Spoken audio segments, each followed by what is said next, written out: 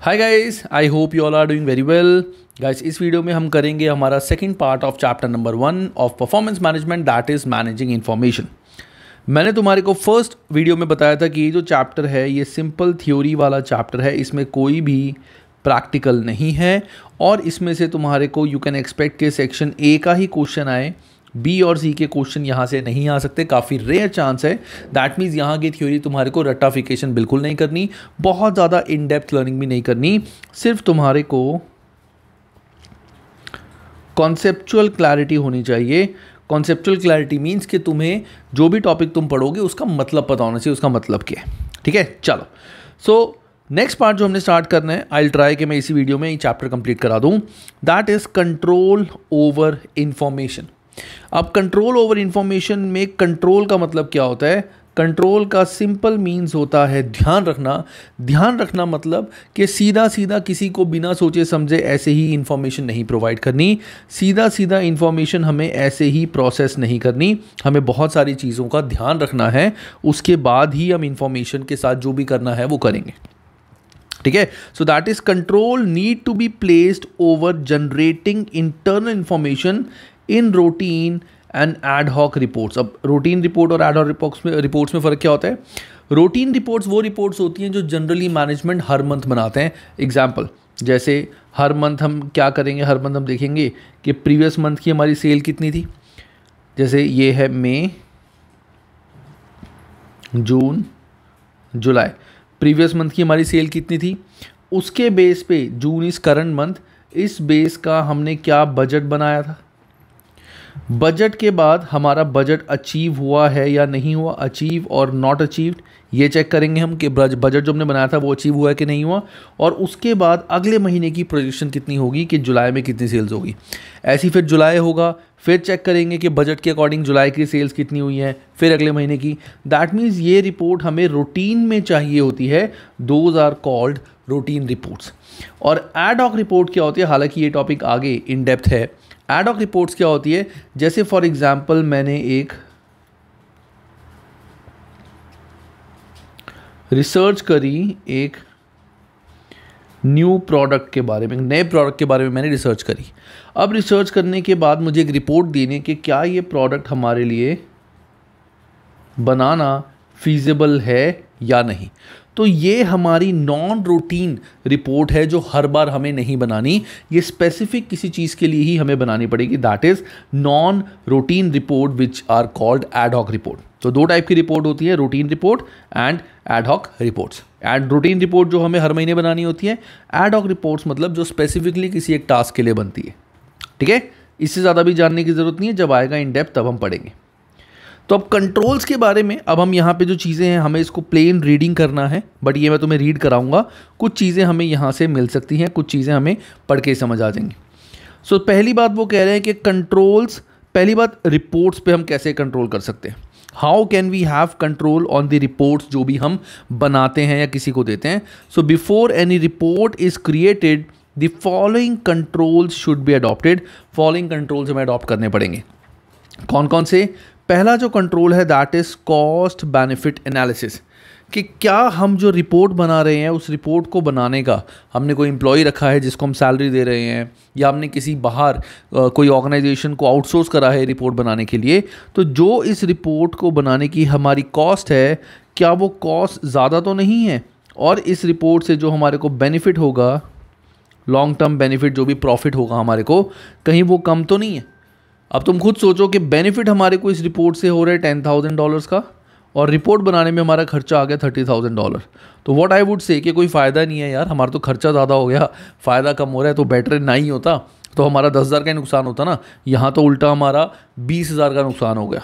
30 देने पड़े, 10 का बेनिफिट हुआ, नेट 20 का हमें नुकसान हो गया। That is cost benefit analysis. कोई भी रिपोर्ट बनाने से पहले हमें कॉस्ट बेनिफिट एनालिसिस करना चाहिए। नेक्स्ट आता है प्रोटोटाइप। जब भी हम कोई रिपोर्ट बनाते हैं, पहले एक तरह से हम एक ड्राफ्ट रिपोर्ट बनाएंगे, प्रोटोटाइप रिपोर्ट बनाएंगे, कि ड्राफ्ट रिपोर्ट बना के हम सबको चेक कराएंगे कि ये देखो ये हमारी रिपोर्ट है, एक बार ये चेक कर लो रिपोर्ट, और उसके बाद इन रिपोर्ट्स के अंदर जो भी तुम्हारे को अपडेट्स वगैरह देने हैं वो रिपोर्ट्स में अपडेट दे दो, जो भी चेंजेस करने हैं वो चेंजेस कर दो। Sorry guys, I got a call. तो व्हाट आई वाज सेइंग कि प्रोटोटाइप होगा कि हम एक ड्राफ्ट रिपोर्ट बनाएंगे और ड्राफ्ट रिपोर्ट बनाने के बाद हम अपने सीनियर्स के साथ या जो भी हमारे मेंबर्स हैं उनके साथ शेयर करेंगे और उनको पूछेंगे कि क्या ये रिपोर्ट तुम्हें ठीक लग रही है। जब वो इसको ओके कर देंगे उसके बाद ही हम अपनी एक फाइनल रिपोर्ट बनाएंगे। और नॉर्मली ऐसा ही होता है, ठीक है ना। जैसे तुम जब एग्ज़ाम देने जाते हो, एग्ज़ाम से पहले तुम मॉक करते हो अपने आप को टेस्ट करने के लिए, तभी एग्ज़ाम देने जाते हो।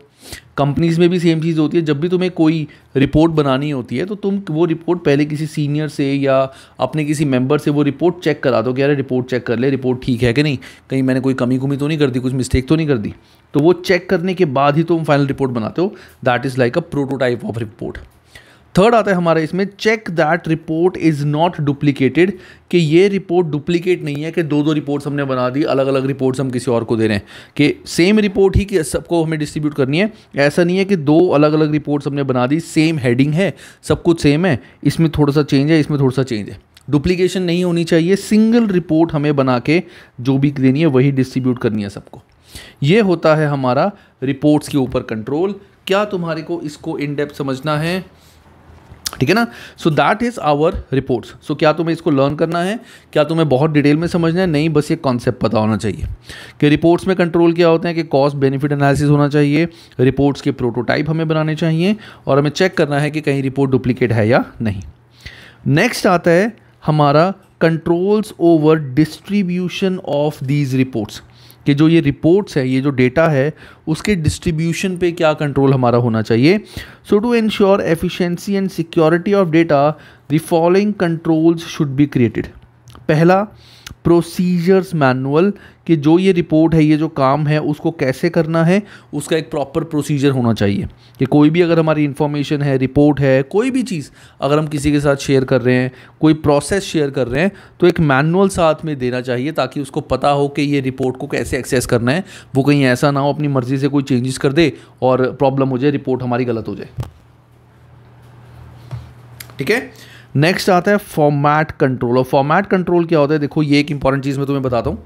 जैसे इसको मैं तुम्हारे को किसी एक अपनी वी गाइड की प्रोग्रेशन शीट से लिंक करके बताता हूँ। तो तुम सबके लिए एक स्टूडेंट प्रोग्रेशन शीट बनती है। तो शीट में क्या होगा? इट्स ए एक्सेल फाइल जहाँ पे तुम सबका नाम होगा, तुम्हारा अटेम्प्ट होगा यहाँ पे। उसके बाद यहाँ तुम्हारे करंट वीक के टारगेट्स होंगे, तुम अपडेट करोगे तुम्हारे टारगेट्स कितने अचीव हुए, फिर मैं इंडिविजुअली सबको नेक्स्ट वीक के टारगेट बताऊंगा। This is for the hybrid students. जो हाइब्रिड स्टूडेंट्स हैं उनके लिए ये टारगेट्स मैं हर वीक देता हूँ।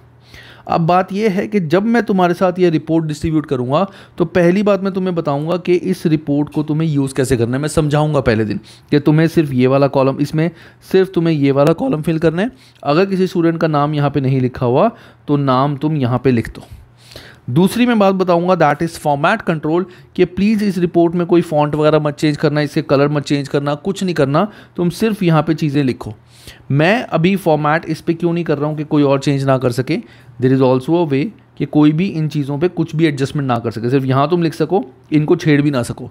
वो मैं नहीं करना चाहता क्योंकि उसमें बहुत ज़्यादा टाइम लगता है, फिर रिपोर्ट काफ़ी हैवी हो जाती है, तो मैं वो चीज़ नहीं करना चाहता। But that is format control, कि ये जो फॉर्मेटिंग मैंने की है कोई भी इस फॉर्मेटिंग को एडजस्ट ना कर सके, रिपोर्ट एज इट इज़ रहे। क्योंकि आजकल सारी रिपोर्ट्स कंप्यूटर पे जाती हैं, कभी भी मैनुअल प्रिंटिंग नहीं होती। थर्ड आता है डिस्ट्रीब्यूशन लिस्ट, के ये जो रिपोर्ट है ये किस किस को मुझे देनी है। मुझे पता है कि मेरे हाइब्रिड स्टूडेंट भी हैं, मेरे स्टैंडर्ड भी हैं, मेरे रिकॉर्डेड भी हैं, तो मुझे ये रिपोर्ट सिर्फ हाइब्रिड वाले स्टूडेंट्स को ही देनी है। तो मुझे ट्रैक होना चाहिए कि out of total students hybrid वाले कौन से हैं जिनको ये रिपोर्ट जानी चाहिए। सारे मेरे हाइब्रिड वाले स्टूडेंट्स हैं, इनको ही ये रिपोर्ट जानी चाहिए। और लास्ट आता है disposal controls, specially if confidential, कि कई बार होता है कि जो भी हमारी रिपोर्ट हम किसी को भेजते हैं बाद में बोलते हैं कि रिपोर्ट यूज़ करने के बाद इसको डिलीट कर देना। ठीक है, दैट इज़ डिस्पोजल कंट्रोल। ठीक है, सो ये आता है disposal control. So these are कि डिस्ट्रीब्यूशंस पे क्या हमारे कंट्रोल होने चाहिए। नेक्स्ट आता है controls over generating internal information in routine reports, कि जो रूटीन रिपोर्ट्स हम बनाते हैं उसके लिए इंटरनल इंफॉर्मेशन जनरेट करना। कि जो भी हम रूटीन रिपोर्ट्स बना रहे हैं तो रिपोर्ट बनाने के लिए हमें इंफॉर्मेशन चाहिए, तो वो इंफॉर्मेशन जो हम इंटरनली जनरेट करते हैं उस पर क्या कंट्रोल्स हमारे होने चाहिए। ठीक है, इसको पढ़ते हैं एक बार, पढ़ के ज़्यादा क्लियर होगा। Carry out cost benefit analysis, ये तो हर बार हमें करना ही होता है कि जो भी इंफॉर्मेशन हम निकाल रहे हैं उस इंफॉर्मेशन निकालने का इतना ज़्यादा खर्चा ना हो कि हमने इंफॉर्मेशन निकाल ली, रिपोर्ट बना दी, लेकिन उसका हमें कोई खास बेनिफिट नहीं हुआ। खर्चा बहुत हो गया लेकिन कोई खास बेनिफिट नहीं हुआ। और हमें देखना है how easy is report to be prepared as compared with the usefulness of the decision that can be taken as a result of this production, कि ये जो हमने रूटीन रिपोर्ट बनाई है कितनी ईजी है ये रिपोर्ट पढ़नी, और इस रिपोर्ट से कितनी जल्दी हम आगे के डिसीजंस ले सकते हैं। कि अगर रिपोर्ट ही ऐसी है कि खुद ही समझ नहीं आ रहा, हमें और इन्फॉर्मेशन चाहिए, तो रिपोर्ट का फ़ायदा क्या है। रिपोर्ट ऐसी होनी चाहिए, रूटीन रिपोर्ट हमारी, कि एक बार ये रिपोर्ट देखे कोई भी बंदा इस रिपोर्ट को पढ़े और पढ़ते बताते अच्छा ये चीज़ें हुई हैं तो ऐसा करो नेक्स्ट मंथ में ये कर दो। सीधा रिपोर्ट ऐसी बननी चाहिए रादर देन इतनी कंफ्यूजिंग रिपोर्ट हो कि किसी को समझना है। ठीक है। The cost of preparing report will in part determined by who is preparing it. Cost can be reduced if its preparation can be delegated by a director to junior member of the staff। मतलब कि जो ये report बनानी है, देखो report junior member तो नहीं बना सकते, तो नॉर्मली रिपोर्ट बनाने का काम डायरेक्टर या सीनियर का होता है, वही रिपोर्ट बनाएगा। सीनियर मैनेजर वही रिपोर्ट बनाते हैं। तो रिपोर्ट बनाते हुए वो सारी इन्फॉर्मेशन अपने किसी जूनियर को दे दें और उनको बोले कि तुम ये रिपोर्ट बना दो, दैट इज़, इससे भी कॉस्टिंग बच सकती है। वैसे इतना खास इंपॉर्टेंट ही नहीं है। नेक्स्ट आता है a trial preparation process should be carried out and a prototype is prepared.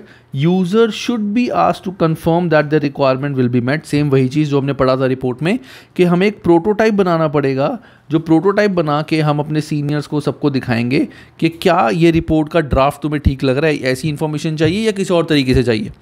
हम अगर फाइनल रिपोर्ट बनाएं, इतनी ज़्यादा मेहनत करें और वो सारी मेहनत करके हम जब किसी दूसरे पर्सन को दें, वो पर्सन बोले भाई ये तो बेकार रिपोर्ट है, ये तो चाहिए ही नहीं था, तो हमारी सारी मेहनत वेस्ट हो जाएगी। तो एक प्रोटोटाइप बनाओ, ट्रायल बनाओ, फिर उनसे डिस्कस करो। A consistent format and consistent definition should be use to ensure reporting is accurate. ये इंपॉर्टेंट है हमारी रूटीन रिपोर्ट के लिए, क्योंकि रूटीन रिपोर्ट मैंने बताया था ये हर मंथ बनेगी। First month report, second month, third month, हर मंथ हमारी रिपोर्ट्स बनती हैं। तो रूटीन रिपोर्ट्स के केस में फॉर्मेटिंग और जो भी हम डेफिनेशंस वगैरह यूज़ कर रहे हैं, लैंग्वेज यूज़ कर रहे हैं, वो सेम होनी चाहिए ताकि हम इजीली लिंक कर सकें।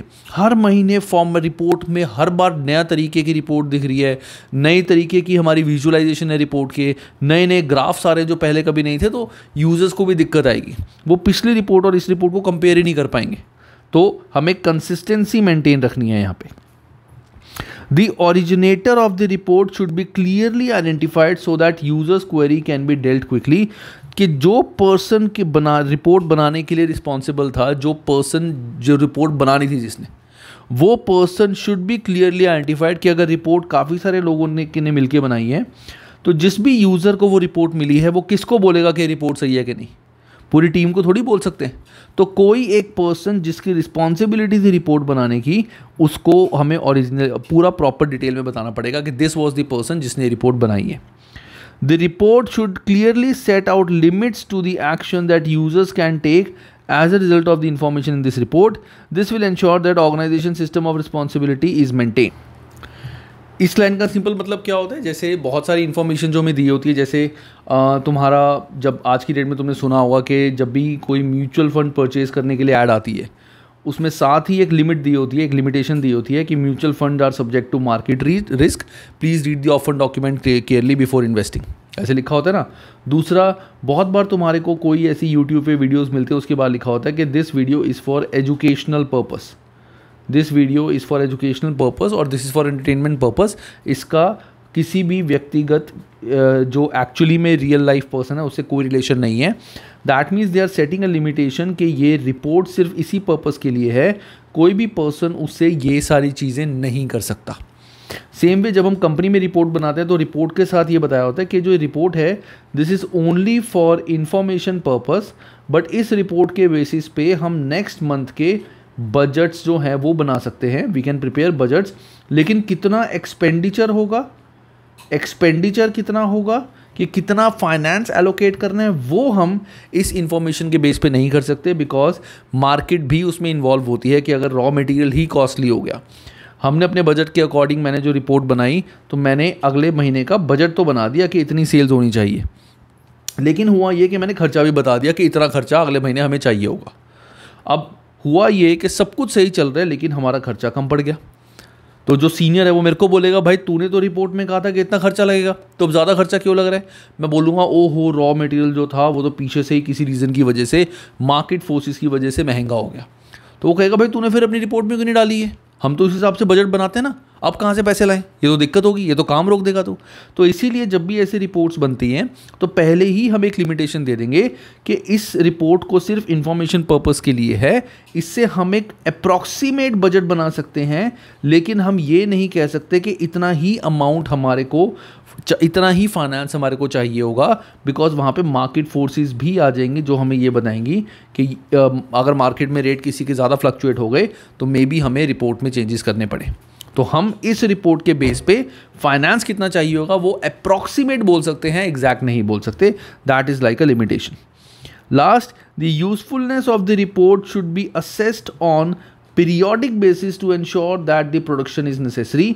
कि जो भी रिपोर्ट हम बना रहे हैं, रूटीन रिपोर्ट जो हम हर महीने बना रहे हैं, हम ये भी चेक करेंगे कि क्या ये रिपोर्ट हर महीने हमें बनानी ज़रूरी है या नहीं। ये रिपोर्ट हम बनाते हैं, अगले महीने का बजट बना देते हैं, फालतू में हमारा आधा दिन इसमें रिपोर्ट बनाने में वेस्ट होता है, आधा दिन डिस्कस करने में वेस्ट होता है, रिजल्ट कुछ भी नहीं आना। इससे बेटर है कि हम साल में 12 की जगह हम क्वार्टरली 4 रिपोर्ट्स बना दें बस। तो हमें इन रिपोर्ट्स को पीरियोडिकली एसेस भी करना पड़ेगा कि ये रिपोर्ट्स बनानी ज़रूरी हैं भी या नहीं। So these are controls over generating internal information in routine report. Basically controls of routine report है हमारा ये, ठीक है। तो इतना देखो, मैं बता रहा हूँ तुम्हें, इतना इन डेप्थ पढ़ने की ज़रूरत नहीं है, बस कॉन्सेप्ट पता होना चाहिए, थोड़े बहुत पॉइंट्स पता होने चाहिए। नेक्स्ट आता है controls over generating internal information in ad hoc report. के जो हम स्पेसिफिक रिपोर्ट बनाते हैं उसके लिए क्या क्या कंट्रोल्स हमारे हो सकते हैं। तो कॉस्ट बेनिफिट एनालिसिस तो उसके लिए भी चाहिए। Ensure that required information does not already exist in any other format. कि ये एड हॉक रिपोर्ट है, स्पेसिफिकली इस पर्पस के लिए है, ऐसा ना हो पहले कोई प्रोजेक्ट हुआ था, हमने वो प्रोजेक्ट सारा कॉपी पेस्ट करके बना लिया, वो गलत हो जाएगा। क्योंकि ये बिल्कुल नया प्रोजेक्ट है, तो इसके लिए रिपोर्ट हमें कोई कॉपी पेस्ट नहीं करनी, पूरी रिपोर्ट इसकी नहीं बनेगी। Brief the report writer so that only the relevant information is provided. जो भी रिपोर्ट बना रहे हैं उसको बताना पड़ेगा कि खाली रेलिवेंट इन्फॉर्मेशन डालनी है, फालतू की इन्फॉर्मेशन मत डाल, क्योंकि ये एड हॉक रिपोर्ट है, रेगुलर रिपोर्ट नहीं है। Again, ensure that originator is clearly identified. And last is ensure that report writers have access to most up-to-date information. वो वैसे रूटीन के लिए भी ज़रूरी है, तो ऐसा कुछ खास इसमें नहीं है, इसमें कुछ भी डिफिकल्ट ऐसा नहीं था, हमने सारा ऊपर देख लिया। नेक्स्ट आता है कंट्रोल ओवर, इसके बाद कितना रह गया हमारा, ठीक है।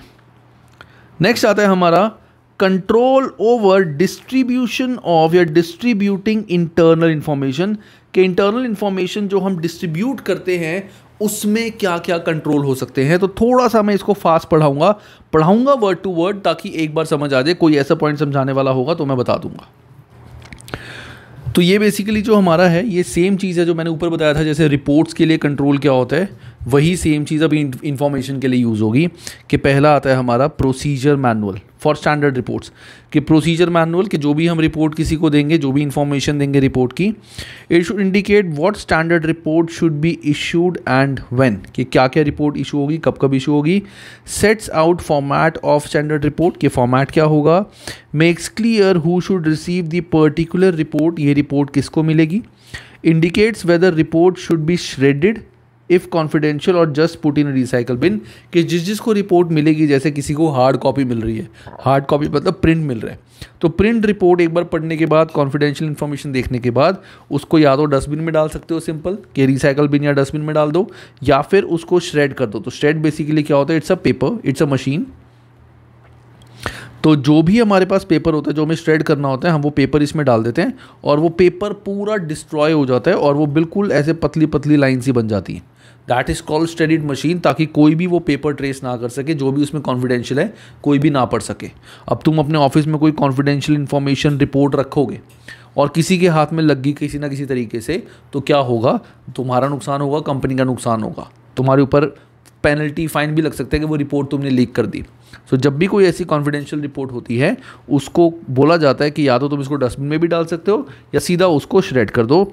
Makes clear what information should be regarded as highly confidential, कि इसमें से कौन सी इंफॉर्मेशन हाईली कॉन्फिडेंशियल है। ठीक है, सो दैट इज हमारा प्रोसीजर मैनुअल। कुछ खास नहीं है इसमें, जस्ट अ प्लेन रीड, बार बार बोल रहा हूँ, इसमें कुछ खास नहीं है, सिंपल पढ़ के समझने वाली बात है। Other controls, payroll and personal information यानी personal information should be kept in a locked cabinet और could be protected by password access on the computer system. कि जो भी पेरोल बेसिकली कौन सा डिपार्टमेंट होता है, कंपनी का वो डिपार्टमेंट जो ध्यान रखता है जितने भी एम्प्लॉयज़ हैं उनकी पूरी सैलरी का पूरी सैलरी जो एम्प्लॉय को दी जाती है, that report is generated by payroll department. कि वो जितने भी एम्प्लॉयज़ हैं कंपनी के, उनको उनकी सैलरी डिटेल्स भेजना, उनका टैक्स डिडक्ट करना, सब कुछ पेरोल वाले काम करते हैं। तो पेरोल और जो भी पर्सनल इंफॉर्मेशन होती है should be kept in a locked cabinet और to be protected by a password access on a computer system. के ऐसे नहीं है कि किसी के पास भी किसी की सैलरी का एक्सेस है। All employees should be contractually required not to divulge confidential information, कि तुम्हें कोई भी कॉन्फिडेंशियल इन्फॉर्मेशन जो कंपनी की मिलेगी तुम्हें किसी को भी बाहर नहीं देनी। इसका मैं तुम्हें एक एग्जांपल देता हूँ। जैसे फॉर एग्जांपल एक कंपनी है, जैसे टाटा कंपनी है। टाटा कंपनी में लेट्स से हम talk about Tata Motors company है। एक एम्प्लॉई है जो टाटा मोटर्स में ही जॉब करता है और ये फाइनेंस का बंदा है, मतलब not very high level, normal level का फाइनेंस का ये बंदा है। अब ये अगर फाइनेंस का पर्सन है तो इसको डेफिनेटली ये चीज़ पता होगी कि जो ये रिपोर्ट बना रहा है, जैसे फाइनेंशियल स्टेटमेंट्स अगर ये बना रहा है, तो इसको पता होगा कि टाटा के जो प्रॉफिट है इस साल के वो कितने हैं। हर बार मार्केट में जो शेयर्स होते हैं, शेयर्स का बढ़ने या गिरने का, डिमांड सप्लाई का जो मेजर फैक्टर होता है, that is profit as compared with the previous year. कि प्रीवियस ईयर प्रॉफिट कितने थे, इस बार कितने एक्सपेक्टेड है, एक्चुअल कितने हुए। तो लेट्स से ये जो पर्सन है ये फाइनेंस में काम कर रहा है, इसको पता है कि कंपनी के प्रॉफिट्स इस बार ट्रिपल हो गए हैं और ये रिपोर्ट जो आएगी 2 महीने बाद आएगी। मैं काम करता हूँ, मैं ना अभी से अपने नोन सबको बोल देता हूँ कि टाटा के शेयर लेने शुरू कर दो, क्योंकि 2 महीने बाद शेयर का प्राइस बढ़ने वाला है, तब बेच देना। सो दिस इज़ लाइक कि वो ये जो कॉन्फिडेंशियल इंफॉर्मेशन है वो लीक कर रहा है आगे। This should not be done. तो हमें कॉन्ट्रैक्ट में ये चीज़ लिखना चाहिए, जो भी हम एम्प्लॉयज़ के साथ कॉन्ट्रैक्ट बनाती है कंपनी, उसमें लिखा होना चाहिए कि कोई भी ऐसी इंफॉर्मेशन तुम बाहर अपने फैमिली वगैरह में डिस्क्लोज नहीं करोगे एंड तुम शेयर्स में ट्रेड नहीं करोगे। और अगर तुम शेयर्स में ट्रेड करते हो तो टाटा कंपनी के किसी भी ग्रुप के शेयर्स या इसकी सब्सिडरी के शेयर्स तुम नहीं ले सकते। ऐसा कॉन्ट्रैक्ट करना चाहिए एम्प्लॉयज़ के साथ जब भी उनको जॉब देते हैं। Next, the internal mail system should make use of private and confidential stamps. कि जो भी इंटरनली मेल होती है उसमें स्टैम्प लगना चाहिए कि प्राइवेट एंड कॉन्फिडेंशियल है, किसी भी थर्ड पार्टी को नहीं जानी चाहिए। An appropriate email policy should be set up. क्या है ईमेल पॉलिसी, देखते हैं क्या कह रहे हैं ये। It is, email is best suited for short message rather than detailed operational problem। कि ईमेल में कभी भी हमें बहुत बड़ी ऑपरेशनल प्रॉब्लम डिस्कस नहीं करना चाहिए, ये मिल के कोई रिपोर्ट के थ्रू करनी चाहिए। ईमेल एक नॉर्मल शॉर्ट मैसेज के लिए होता है। Email provides a relatively permanent means of communication which may be undesirable for confidential or off the record exchange। कि ईमेल एक ऐसी चीज़ है, अगर तुमने किसी को भेज दी तो उसके इनबॉक्स में हमेशा रहेगी। अगर तुम चाहते हो कि मैं इन्फॉर्मेशन उसको दूं और 2 दिन के बाद ये इन्फॉर्मेशन ऑटोमेटिकली डिलीट हो जाए, बस को एक बार पढ़नी है, पढ़ने के बाद वो ख़त्म हो जाए, वो ईमेल्स पे नहीं हो सकता। जैसे आजकल व्हाट्सएप पे आता है ना हमारा डिसअपियरिंग मैसेज आता है, फ़ोटोज़ आती है कि जब भी हम किसी को फ़ोटो भेजते हैं, एक बार उसने फ़ोटो ओपन कर ली तो ना तो वो इसका स्क्रीनशॉट ले सकता है, और अगर स्क्रीनशॉट पे क्लिक किया तो वो फ़ोटो अपने आप ख़त्म हो जाएगी, और एक बार अगर फ़ोटो ओपन कर ली और क्लोज़ कर दी दोबारा नहीं वो ओपन हो सकती। दैट इज़ समथिंग जो ईमेल्स पे नहीं हो सकता। तो emails is like a permanent mean of communication. Staff में सफ़र फ्रॉम इंफॉर्मेशन ओवरलोड। कि ईमेल पॉलिसी में बहुत सारी ईमेल्स हमें फालतू की नहीं भेजने देना। It is uncomfortable to read more than a full screen of information. Longer messages will either not be read properly or will be printed out। कि अगर हमने किसी को ईमेल भेजी है और वो ईमेल बहुत ज़्यादा बड़ी है, तुम किसी को मेल लिख रहे हो, बहुत ज़्यादा बड़ी ईमेल लिख के भेज रहे हो कि उसको पढ़ने में टाइम लग रहा है, तो इससे बेटर हम उसको क्या बोलेंगे, तुम बस ये लिख दो कि ये डिटेल रिपोर्ट जो है इट इज़ अटैच्ड, आप वो डाउनलोड कर लो, रादर देन ईमेल इतनी बड़ी बनाने की, क्योंकि इतनी बड़ी ईमेल कोई नहीं पढ़ता ना, उसका ठीक से प्रिंट आएगा। फिर सिंपल, कुछ खास नहीं है इसमें। नेक्स्ट आता है फिजिकल कंप्यूटर सिक्योरिटी, के हमारे ऑफिस में जो भी फिजिकल कंप्यूटर्स हैं, पीसीज हैं, सिस्टम्स हैं, हार्डवेयर हैं, सॉफ्टवेयर्स हैं, उनकी सिक्योरिटी के लिए हमें क्या क्या करना पड़ेगा। तो physical computer security, internal security, management can regulate which staff member have access to different type of data. For instance, access to HR record may only be restricted to the member of HR team by keeping these records on a separate server or database. In this way, only certain terminals may have access to server with sensitive and confidential information. Basically, internal security के जो information जिस purpose के लिए है, उसी purpose के लिए उसी person को मिलनी चाहिए, सबके पास वो information नहीं होनी चाहिए। जैसे अगर कंपनी में मैं जॉब कर रहा हूँ, तो मैं ये नहीं चेक कर सकता कि कोई दूसरा एम्प्लॉय है उसकी सैलरी कितनी है, I can not check it, मेरे पास उस फोल्डर का एक्सेस नहीं है। तो अगर क्लाउड स्टोरेज पे लेट से बहुत सारे फोल्डर्स हैं, यहाँ पे पेरोल का एक फोल्डर है, this is the folder of payroll.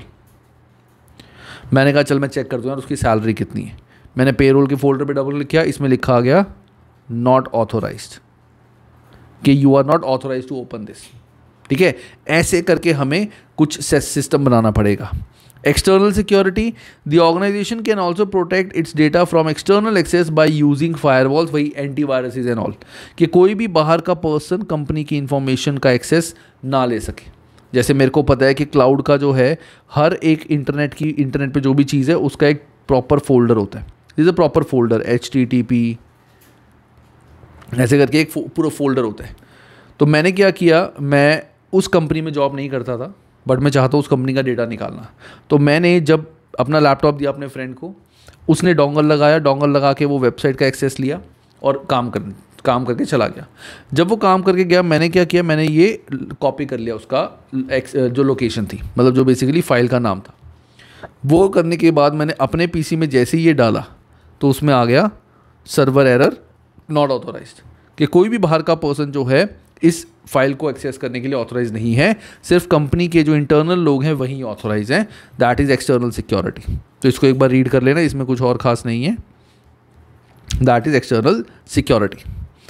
Next आता है हमारा information held on a server, same वही चीज़ है। If information is held on a server then following controls are required, following controls are required. Controls over viruses and hacking, clearly understood policy on the use of emails and corporate ID, password system to restrict access to particular files. Simple है, कुछ खास इसमें नहीं है। Next आता है security and confidential information. IT systems are particularly vulnerable to unauthorized access or use from both internal and external parties unless they are protected. Ways to protect the information क्या हो सकता है हमारा, पासवर्ड्स लगा दिए हमने। लॉजिकल एक्सेस सिस्टम, मतलब जिस पर्सन के पास अथॉरिटी है वही लॉगिन कर सकता है, चाहे पासवर्ड हो चाहे ना हो। मेरे पास पासवर्ड है, मैं तब भी लॉगिन नहीं कर सकता, क्योंकि उस डेटा यूज़र आईडी में मेरी यूज़र आईडी एग्जिस्ट ही नहीं करती। जैसे मेरे पास अपनी कंपनी के डोंगल का एक्सेस है, सारे पासवर्ड्स हैं, लेकिन उस फाइल को मैं एक्सेस नहीं कर सकता, that is logical access system. Database control, वही सेम चीज़, फायरवॉल्स के कोई बाहर वाला एक्सेस ना कर सके। एनक्रिप्शन, अगर एक मैसेज किसी और के पास गया है तो वो मैसेज कोई भी पर्सन जो है लीक ना कर सके। इन्फॉर्मेशन इंटरनेट के थ्रू जाता है तो कोई भी बीच में वो इन्फॉर्मेशन लीक ना हो। Antivirus and anti spyware software and personal policies, that's it. कुछ भी खास इसमें एज सच नहीं था कि तुम्हें लर्न करना है, सिर्फ समझना है। चलो, इसका एक क्वेश्चन आ गया, एक क्वेश्चन देखते हैं एंड क्वेश्चन ट्राई करते हैं सॉल्व करने का, जिससे हमें पता चलेगा कि हमें समझ आया कि नहीं आया और एग्जाम में हम कैसे टाइप के क्वेश्चन यहाँ से एक्सपेक्ट कर सकते हैं। चलो, अब क्वेश्चन क्या है, क्वेश्चन इज, एक second, so the question is, इसमें थोड़ा सा ये फॉन्ट की वजह से मैंने फॉन्ट बड़ा करा है तो थोड़ा सा यहाँ पे एडजस्टमेंट हो जाती है, मैं पढ़ के बताता हूँ। जो क्वेश्चन है हमारे यहाँ पे, that is the following systems have been made about the following statements have been made about the IT system। कुछ स्टेटमेंट्स हैं। जब भी तुम्हारे को कोई क्वेश्चन आता है हमेशा हमें यहाँ से पढ़ना नहीं शुरू करना, we have to read from here कि क्वेश्चन में करना क्या है, ये देखने के बाद ही हम ऊपर पढ़ेंगे, ठीक है, हमेशा याद रखना। तो क्वेश्चन में हमें करना क्या है, which of the above statement is are true, कौन सी स्टेटमेंट सही है या गलत। तो फर्स्ट स्टेटमेंट है employee should be able to change customer record if they notice an error और ओमिशन, के एम्प्लॉयज़ जो है वो कस्टमर का रिकॉर्ड चेंज कर सकें। क्या ये स्टेटमेंट सही है कि नहीं, और हमें आईटी सिस्टम के बारे में बात करनी है, तो मैं कहूँगा ये स्टेटमेंट हमारी गलत है। गलत क्यों है, लॉजिक लगाओ। हम किसी भी एम्प्लॉय को एक्सेस नहीं दे सकते कि वो कस्टमर का रिकॉर्ड, कस्टमर का जो डेटा हमारे पास है वो चेंज कर सके। हम कस्टमर को बोल सकते हैं कि आप दोबारा लॉगिन करके डेटा अपडेट कर दो, सब कुछ कर दो, लेकिन हम डेटा अपने हिसाब से चेंज ना करें। सो गाइस फर्स्ट तो डायरेक्टली हम डेफिनेटली हमारा आंसर नहीं है ना। क्यों? क्योंकि कोई भी जो एम्प्लॉयज़ हैं, अगर हम एम्प्लॉय को अथॉरिटी दे दें कि तुम कस्टमर का रिकॉर्ड चेंज करो, तो कई बार किसी कस्टमर की इन्फॉर्मेशन वो अपनी मर्जी से चेंज कर सकते हैं। So no access can be given to employees कि तुम कस्टमर का रिकॉर्ड चेंज कर सको, ठीक है। अब यहाँ पे लिखा है if they notice an error और ओमिशन, अगर कोई एरर भी है, ओमिशन भी है, तब भी तुम कस्टमर को ही बोलो कि वो उसको चेंज करके दे, दोबारा फॉर्म फिल करे, रादर देन एम्प्लॉय को कि चलो ठीक है तुम खुद ही भर दो। Next, transmitted data should usually be encrypted to prevent hackers gaining access to it. This is true, हमने पढ़ा था कि जो भी डेटा हम ट्रांसमिट करते हैं किसी एक पर्सन से दूसरे पर्सन को जाता है, तो वो हमेशा एनक्रिप्टेड होना चाहिए कि कोई भी पर्सन उसको हैक करके इन्फॉर्मेशन ना पढ़ सके। So second statement should be true. So हमारा यहाँ पे second should be the answer, submit, yes that's correct, ठीक है। इन्होंने एक्सप्लेनेशन भी दी है, वो मैं तुम्हें ऑलरेडी समझा चुका हूँ। अब आता है नेक्स्ट टॉपिक हमारा, दैट इज़ डेटा विजुअलाइजेशन, और इसके बाद हमारा चैप्टर जो है वो ख़त्म। ये देखो छोटा सा टॉपिक रह गया, ये चैप्टर हमारा ख़त्म हो जाएगा। ये भी थ्योरी का ही है, बट ये काफ़ी अच्छा टॉपिक है। ये एमए में थोड़ा डिटेल था, यहाँ पे इतना डिटेल नहीं है, लेकिन अच्छे से हमें इसको समझना है। Data visualisation, so what exactly data visualisation is. देखो अब मैं तुम्हें एग्जांपल देता हूँ। वैसे ये एमए में तुमने देख लिया होगा डेटा विजुअलाइजेशन, जब एमए की मैंने तुम्हें मैराथन वीडियोस बोली थी, वहाँ पे था बार चार्ट, पाई चार्ट वगैरह, वो दैट इज़ डेटा विजुअलाइजेशन। तो डेटा विजुअलाइजेशन क्या होता है कि हमारे पास जो भी डेटा है, let's say product X Y Z, May June July, कि मई जून जुलाई की एक्स वाई जेड की हमें सेल्स देखनी है कि एक्स की मई जून जुलाई में सेल्स कितनी थी, वाई की कितनी की, जेड में कितनी थी। तो इस डेटा को हम कैसे प्रेजेंट कर सकते हैं कि यूज़र को बहुत अच्छे से दिखे। जैसे इसको मैंने पाई चार्ट में बना दिया, इसको मैंने बार ग्राफ में बना दिया, ठीक है। This is like the presentation of data, so that is called data visualisation. So the process of presenting report format that represent data and information in a pictorial or graphical format that helps the recipient to understand the significance of the content more easily than if presented in traditional report format. जैसे मान लो हमारे इन तीनों month में, जैसे अगर मैं बात करूँ मई के मंथ में X की सेल सबसे ज़्यादा थी, Y की सबसे कम, Z की नॉर्मल.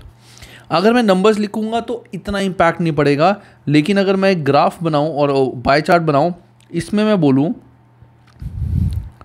इस तरह से दिखा के कि ये थी मेरी एक्स की सेल, ये वाई की, ये जेड की, तो देखते ही पता चल रहा है कि एक्स की बहुत ज़्यादा सेल है, जेड की बहुत कम है. ये इम्पैक्ट सिर्फ विजुअलाइजेशन से ही आता है. जैसे मैं तुम्हारे को जो पढ़ा रहा हूँ, मैं तुम्हारे को वर्ड टू वर्ड पढ़ाऊँ और सिर्फ बोलूँ तो तुम्हारे को इतना समझ नहीं आएगा. मैं जो ये चार्ट्स बना रहा हूँ ये विजुअलाइजेशन करके ही तुम्हें समझ और बेटर आ रहा है. ठीक है, दैट इज़ डेटा विजुअलाइजेशन. अब विजुअलाइजेशन में क्या क्या टाइप्स होते हैं हमारे, वो एक बार फटाफट से हम देख लेते हैं. सो पहला जो हमारा टाइप होता है that is called waterfall charts. तो वाटरफॉल चार्ट्स बेसिकली क्या होता है, अगर मैं तुम्हें इजीली समझाऊं, so waterfall charts are like this. जैसे अगर मैं बात करता हूँ एक तरह से शेयर्स की, जस्ट एन एग्जांपल, कि हमारा ये चार्ट है, ठीक है. जब भी हमारे चार्ट में कोई चीज़ की वैल्यू बड़ी है तो वो हमने ग्रीन में दिखा दी. जैसे पहला हमारा स्टार्टिंग पॉइंट ये था कि 0 से हमने स्टार्ट की थी, तो इस मंथ में हमारी इतनी सेल्स थी, ठीक है. अगले महीने हमारी जो सेल्स थी वो गिर गई, तो मैंने सेल्स ऐसे रेड में दिखा दी कि मेरी जो सेल्स है वो गिर गई. उसके बाद मेरी सेल्स बढ़ गई, तो मैंने यहाँ पे ग्रीन में दिखा दिया कि मेरी जो सेल्स थी वो यहाँ तक पहुँच गई. तो विजुअल करके जो एक यूज़र है उसको पता चलेगा कि पहले बार में इतनी सेल थी, अगले महीने सेल गिर गई, यहाँ तक गिर गई, इतनी सेल्स हुई. उसके बाद सेल बढ़ गई, इतनी सेल हुई। सो that is like waterfall charts. इससे ज़्यादा तुम्हें नहीं समझना, सिर्फ वाटरफॉल चार्ट का मतलब पता होना चाहिए। So these are also known as bridges and are often use to present variance analysis. The size of the steps in the bridge are scaled so that I naturally focuses on most significant movement first। अब जैसे हमारी यहाँ पे cell यहाँ पे ख़त्म हुई थी, काफ़ी ज़्यादा गिर गई सेल, लेट्स से सेल हमारी काफ़ी ज़्यादा गिर गई। या अगर हम प्रॉफिट की बात करें तो हम कहेंगे यार इस मंथ में हमारा प्रॉफिट इतना कम हुआ, देख के ही पता चल रहा है कि रेड इतना ज़्यादा प्रॉफिट गिर गया। That is waterfall charts. इसके बाद जो नेक्स्ट आता है हमारा, दैट इज़ डैशबोर्ड। अब डैशबोर्ड क्या होता है इसको ध्यान से समझेंगे। So what is dashboard? Dashboard is like I'll not say index.